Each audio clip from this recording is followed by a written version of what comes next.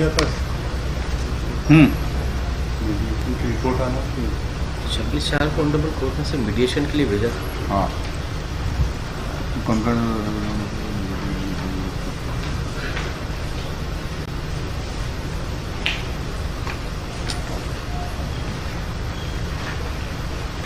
आप लोग को नहीं पता रहता मीडिएशन में क्या होता, पार्टीज नहीं बताती आके?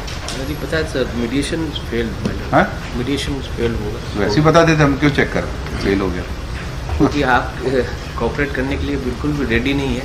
क्या है, what is the matter? Sir ये डोमेस्टिक वायलेंस का मैंने कंप्लेंट फाइल किया था। 10,000 रुपीज़ वाइफ को और 3 बच्चों को दिलाए थे। तीनों बच्चे मेरे पास में रह रहे हैं। हाँ उस ऑर्डर हाँ चलिए, रिवीजन है ना, बहस करिए। हाँ बताइए क्या मैटर? आगे की तारीख लगा था। तारीख नहीं है, आज तारीख है जो है, तारीख ही है, बहस करिए। उसको बुला लेंगे। नहीं बुलाने की जरूरत, एक बार बुला लिया, वो नहीं तैयार है तो आर्ग्यू, प्लीज आर्ग्यू खत्म करें इसको, बार बार लगता है। बीच में नो नो नो ये चलिए, इसके पास ही रह रही थी, फिर बाद में वापस आ गई। हाँ हाँ तो बहस कर दो ना, चलो खत्म करें इसको। बताइए क्या मैटर? उसी से एक डेट। हाँ आपका मेडिएशन का एक मौका दे दिया, कब काफी है? उसको खाली बुला दो, उसको डायरेक्ट उससे जरूरत नहीं है, आप अपने बहस करिए, नहीं तो स्टे है।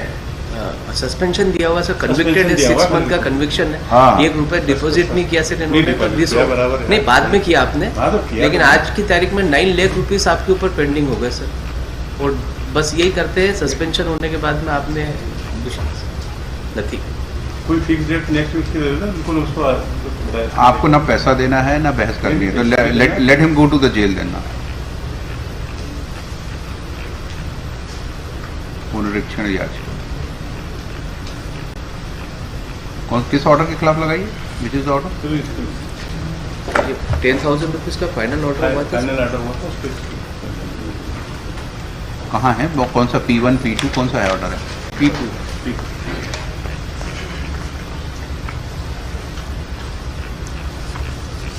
डाइवोर्स पिटीशन भी पेंडिंग है क्या? नहीं,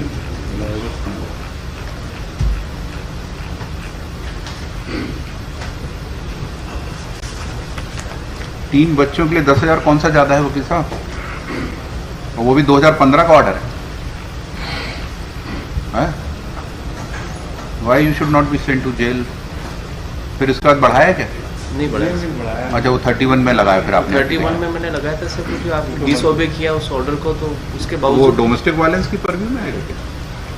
डोमेस्टिक वायलेंस भी फाइल किया सर। नहीं, non compliance of maintenance order जी come under the category of domestic violence.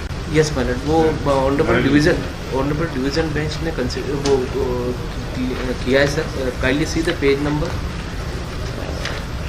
39 madam, in this 38 and 39 election A4। क्या करता है आपका क्लाइंट? सर ये मिस्त्री का काम करता है। हाँ मिस्त्री। बिल्डिंग कॉन्ट्रैक्टर है आपका।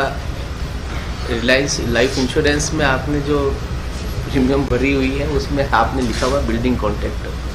मिस्त्री बोल रहा है। और मिस्त्री building don't try to misguide the court. Building तो बना के बिल्डिंग बना दी इसकी कहीं। कोर्ट को अंतर समझ में आता है मिस्त्री का और कॉन्ट्रैक्टर। इनकम टैक्स पे ही हो गए।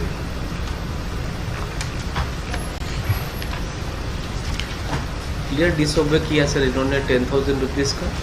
आपने डिपॉजिट नहीं किया, वो आपका एडमिशन भी आया है उसमें क्रॉस एग्जामिनेशन कि कॉम्प्रोमाइज़ की बात चल रही थी, इस कारण से मैंने नहीं डिपॉजिट किया। उसके बाद में फिर फाइनल ऑर्डर हुआ, फिर उसके बाद में फिर रिवीजन हुई, अपील हुई, सब। मीडिएशन क्यों फेल हुआ? बीच में तो आके रहे, क्योंकि साल भर करीब ये रही साथ में वापिस हाँ बच्चों को लेके, फिर वापिस नहीं, क्योंकि आपने उनका कहना आप बता दीजिए। बिल्डिंग मत बनाइए, घर बनाइए अपना। हाँ वो तो दूसरी अपना घर बनाइए, बना लिया, घर बसाइए। 2 बन गए हैं? 2 बन गए। 2 बन गए? नहीं घर बसाइए, मतलब बीवी बच्चों को लाके घर बसाइए। नहीं वही सर बोल रहे हैं वकील साहब। वही मैं बता रहा हूँ। अच्छा इसीलिए ये प्रॉब्लम आ रही है सर, क्योंकि रीमैरिज कर लिया आपने, उससे ये परेशानी आ रही है। वो भी डिस्प्यूट दूर हो चुका, वो ऑलरेडी उसकी दूसरी शादी है, सब कुछ है। ये तो खाली यहाँ आए तो उसका लेकर विवाद। चलिए तब तो फिर पैसा दीजिए, तब तो 10,000 नहीं तो बढ़ना चाहिए। You can maintain 2 wives but you are not giving. कोई सवाल नहीं आता, ऑलरेडी उसका कुछ तो वो हो इनके पास कि हमने दूसरी रख ली है, दूसरी ऑलरेडी शादीशुदा है, उसके सारे हमने प्रूफ दिए बताए हैं। At areas of maintenance amount rental amount of the area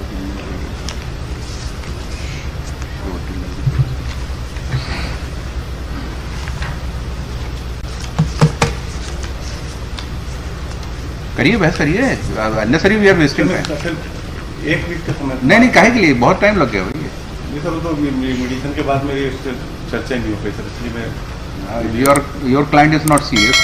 नहीं तो बिल्कुल। चलिए दिस हम स्टे वेकेट कर रहे हैं, let him go to jail if you are not ready. This is not proper mister. Sir खाली हम तो खाली 2019 से आप स्टे एंजॉय कर रहे हैं। उससे जानकारी ले लूँ क्या हुआ क्या नहीं हुआ, तो मैं इसका मेरी चर्चा नहीं हो पाई, इससे सब मैं माफी चाहता हूँ कि मैं। कितना एरियर सर? अभी तक आज इस महीने का 9 लाख रुपए। चलिए 5 लाख रुपए जमा करिए, otherwise stay will be vacated within 1 week. लिखिए by order dated 15/4/2019 this court इनका has stayed the suspension of sentence. इनका कहना है साहब, नहीं आप गलत हो तो मीडिएशन हैज बीन फेल्ड चर्चा करता हूँ तो बता पाऊंगा क्या क्या जमा करा क्या नहीं करा। डिड नॉट, हाँ जमा नहीं किया होगा तो फिर हम कंडीशनल कर रहे हैं। देखिए council appearing for respondent submit that oral बोल रहे कि 9 लाख Respondent, बोल दें इससे क्या होगा। is with 3 children and has no source of income. The amount of rupees 10,000 fixed by the family code in the year 2015 has not been complied with, and there is a arrears of 9 lakhs. Full stop. Today also the council is not ready to argue this revision finally despite failure of conciliation. Police, let 50% of the arrears be deposited within period of 45 days from today, and then the interim order granted this court shall continue. The family court कहाँ का है court? Sir ये JMFC court. JMFC court shall verify the payment of 50% if already not deposited. Otherwise, will take him as a custody. Next. Copy of चलिए